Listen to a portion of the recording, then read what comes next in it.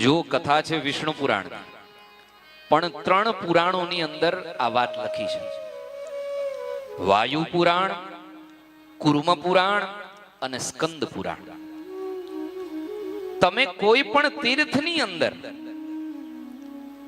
જ્યારે સ્નાન કરવા માટે પ્રવેશ કરો, એના કાંઠા ઉપર ઉભા હોય, ગંગાજી છે, યમુનાજી છે, નર્મદાજી છે, એના કાંઠા ઉપર તમે ઉભા હોય, તીર્થ સ્નાન કરવા માટે જતા હોય, એવા સમયે આ 3 પુરાણોમાં ઉલ્લેખ છે, વાયુ પુરાણ, સ્કંદ પુરાણ અને કુર્મ પુરાણ, કે તીર્થના જલની અંદર પ્રવેશ કર્યા પહેલા તમારે ઉચ્ચ સ્વરે નારાયણ નારાયણ નારાયણ એમ ઉચ્ચ સ્વરે ઉચ્ચાર કરીને એ તીર્થ જલમાં પ્રવેશ કરવો.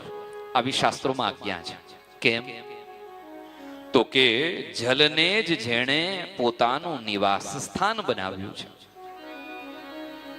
તમે કોઈ પણ તીર્થની અંદર તીર્થ સ્નાન માટે ઉતરો છો, એ પહેલા જ્યારે તમે ઉચ્ચ સ્વરે નારાયણ શબ્દનો ઉચ્ચાર કરો છો, એ જ ક્ષણે નારાયણનું નામ લેવા માત્રથી એ જલને તીર્થત્વ એ જ સમયે પ્રાપ્ત થઈ જાય છે. પછી તમે મહાતીર્થની અંદર સ્નાન કરો છો.